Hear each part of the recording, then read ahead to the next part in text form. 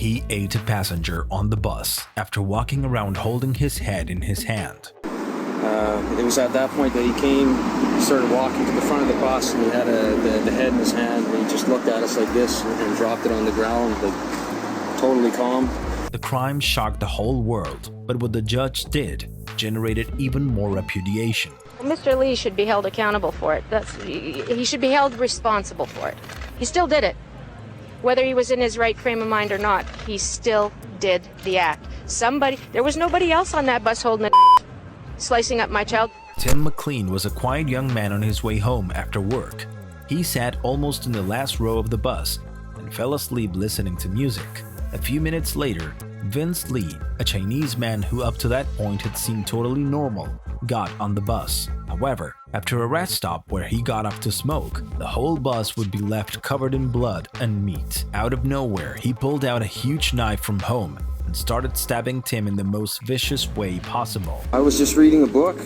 All of a sudden I heard a guy screaming. I turned around and the guy sitting right next beside me was standing up, and another guy with a Rambo pretty much. It was a big survival like this in the throat, repeatedly.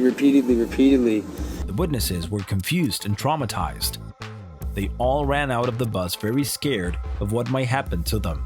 But Lee was so focused on his sanguinary and macabre murder, he didn't care about the rest.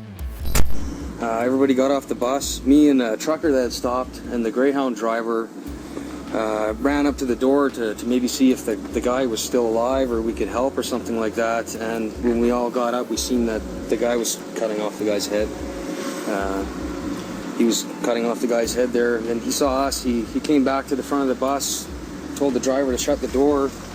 He pressed the button and the door shut, but it didn't shut in time, and the guy was able to get his out and take a swipe at us, so we backed off the door. The scene was macabre, and once he was left alone again with his victim in the bus, he started to take out his organs to eat them: the heart, the eyes.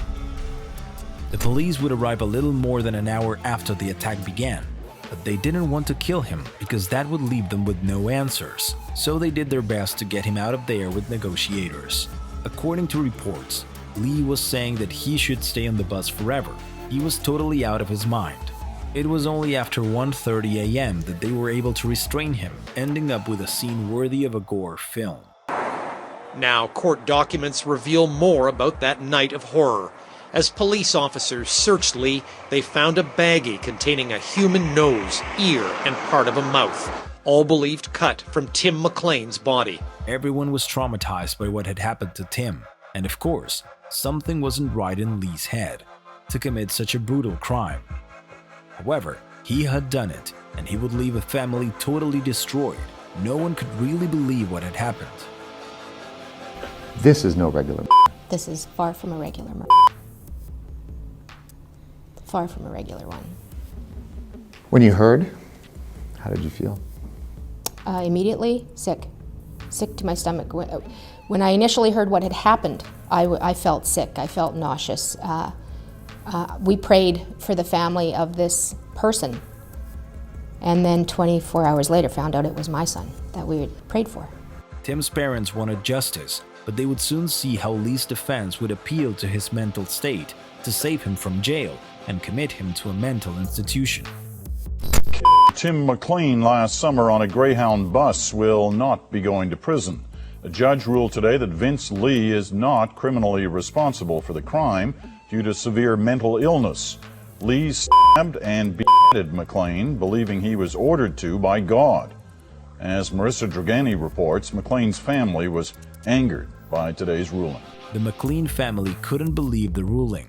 We've all lost a family member here, and this isn't the right result. That's the bottom line, is he is getting away with Mr. Lee should be held accountable for it. He should be held responsible for it.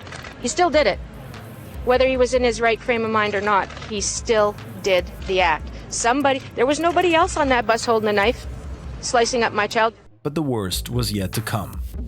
7 years after the ruling that he wasn't criminally responsible, and after much psychiatric treatment, the doctors decided that Lee could rejoin society. The man who a fellow passenger on a Greyhound bus, may soon be walking the streets of Winnipeg unsupervised, and the decision is causing concern. Vince Lee is schizophrenic and was found not criminally responsible. After years of medication and therapy, doctors believe he presents little risk to the public. But there is some concern now about Lee's safety. Now he's going to be walking the streets of Winnipeg. I'm horrified by that. What is certain is that in 2017, 9 years after the brutal murder, Vince Lee would finally regain his full freedom, not even with any kind of supervision. All the doctors in charge came to the agreement that the criminal was ready to reintegrate and that he posed no danger to society.